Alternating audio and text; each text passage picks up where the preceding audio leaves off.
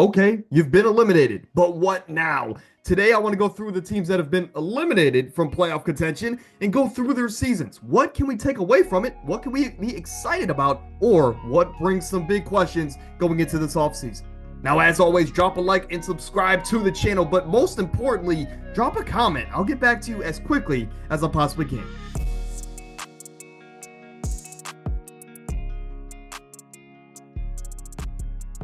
The Houston Rockets, they went 52-30, shocking everybody in the NBA world. I would say even the Houston Rockets fan base. We all thought they would make a jump, maybe in the playoffs, but not the number 2 seed, and that they did. I think this is a team that your takeaway, you're in the best situation possible. You have the youth. You now have that key playoff experience, and you have a great head coaching staff.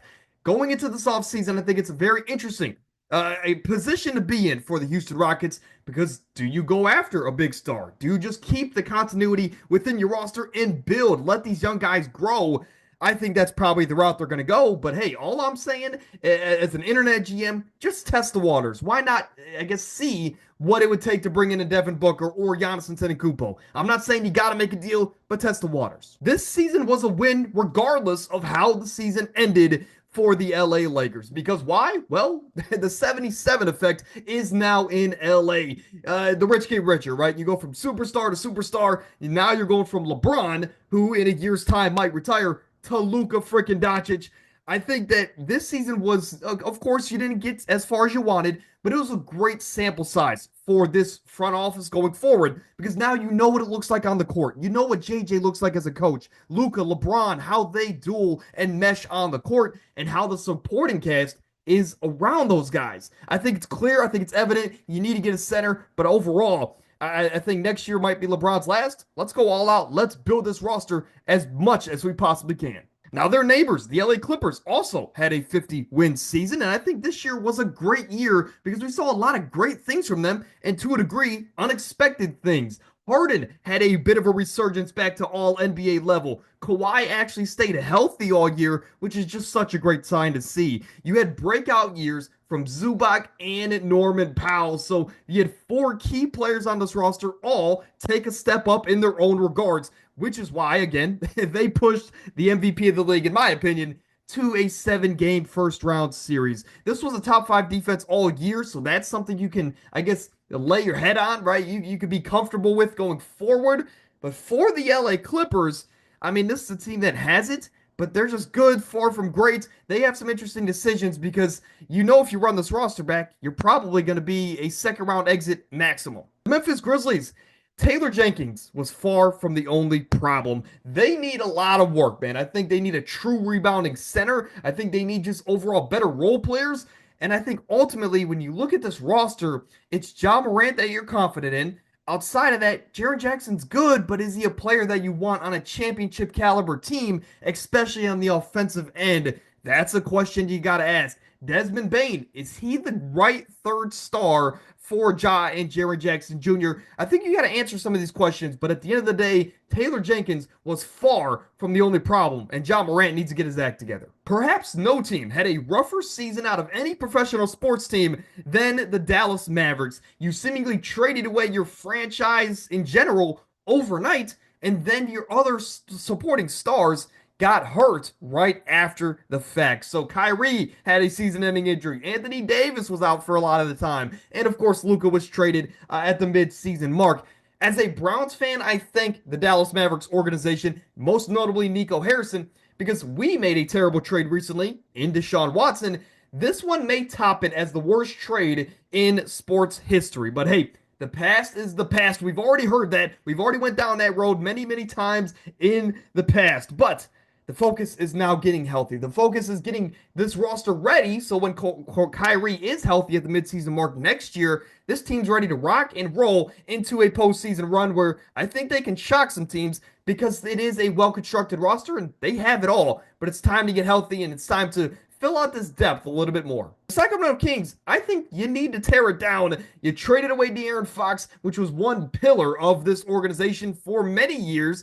Now it's time to trade the other pillar in Domantas Sabonis. If you're if you're new here on this channel, I love Domas, but I think it's time for this Kings organization to tear it down. I know you're a relatively smaller market, despite being in LA, and you're not really a favorable free agency spot, so it's tough to let go of some of these pillars that you've drafted or you've traded for, and they've done well for your organization. However, if you do not trade Domantas Sabonis and you just run this exact roster back next year, which I think they're going to do, you're probably just going to end up again in the play-in, probably at most a first-round exit as the 8th seed. So for the Kings, I love Domas, but I think you trade him, and I think you go heavy on defense to build around DeMar, to Zach LaVine, Malik Monk, etc. Dare I say, trade Giannis Antetokounmpo. And I know that sounds crazy because as a small market, when you find a gem like that and you develop him and he turns into a superstar, potentially the best player in the game, you can't really trade him. However, if Giannis wants out, you gotta let him out. Potentially the franchise's greatest player of all time is for the first time in his career ready to look elsewhere. So I understand it's very hard to build a roster, especially in a smaller market now than it is, let's say, 10, 15 years ago.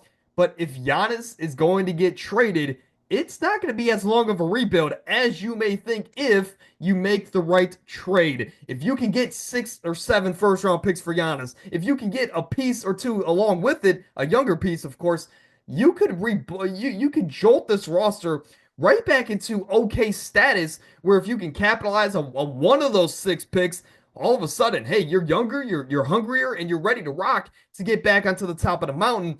But Doc Rivers is not going to be the coach for that rebuild. So if Giannis is gone, it's a domino effect, man, because Dame is injured. He's not going to play probably all next season.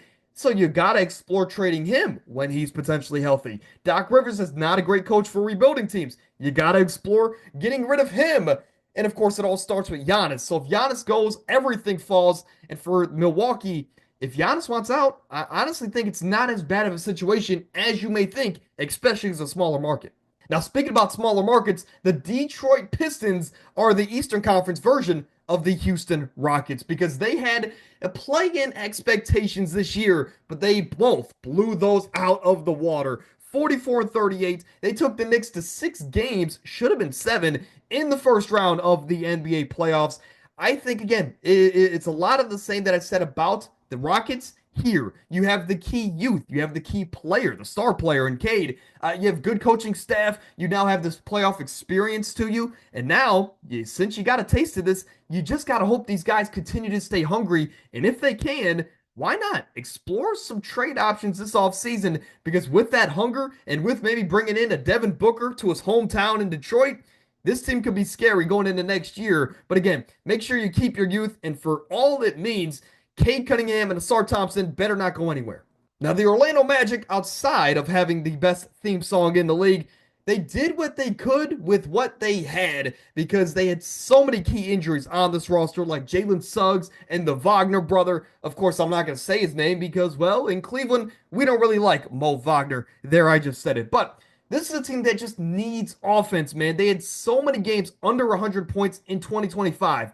That should not happen unless you're in playoff basketball. So for the Magic to have the second worst offense in the NBA and to really be a Paolo and Franz show every single night, you got to make their job easier. So let's go out there. Let's continue to improve this roster in any way we can and just get overall bucket getters because you can't expect Paolo to drop 40 a night.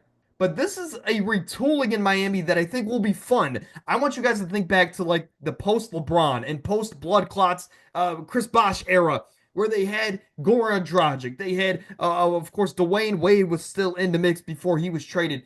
But it was the Goran Dragic, Dwayne Wade all-star backcourt duo with Hassan Whiteside that came into the mix. Those teams were fun, man. So I think that this is a team that could be focusing on that going forward instead of just quickly overnight getting another superstar player and expecting it to work. I want to see kind of a good Miami Heat roster built up so 3-4 years down the line when, well, another superstar is available on the market, that is when you strike and that is when you get your next Jimmy Butler. But until then, man, I just want to see a lot more fun Miami Heat teams, man. Build this culture back to where it was. Now, a team that I really don't have any advice for is the Atlanta Hawks because no matter what anybody says, they are just content with the play-in every single season. Despite having a top three perimeter defender in Dyson Daniels, Jalen Johnson, who despite his injury was a continuously rising star in this league, this year was averaging 18 and 10 on 50% from the field, again as a wing, which is very impressive to do in today's age.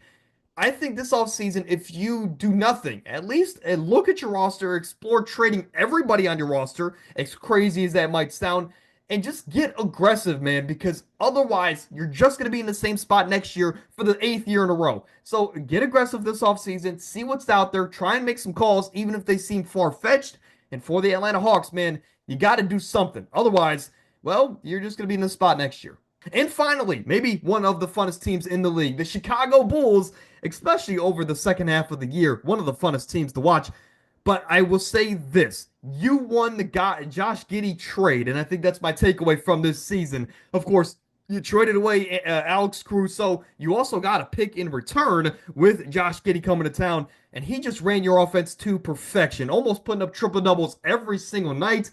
Josh Giddey was amazing for the Chi-Town Bulls. But outside of Josh Giddey, this young core around Giddey stepped up. You had Kobe White, who was dropping 20 to 25 a night. Matas Buzelis seemingly got better every single week, man. The more he got confidence, the more he had opportunity, he just became a better player every single time I watched him on the TV. Outside of that, you're heading in the right direction, and for the Chicago Bulls, just don't be stupid, just stay on path. But that's going to do it. Episode 279. Today, of course, we talked about the eliminated teams from the NBA playoffs this year and what are some takeaways from their season. And again, what are some things we can look forward to? What are some things they can do? You guys got it to this point in the video. But without further ado, drop a like, subscribe, and most importantly, drop a comment. I'll get back to you as quickly as I possibly can.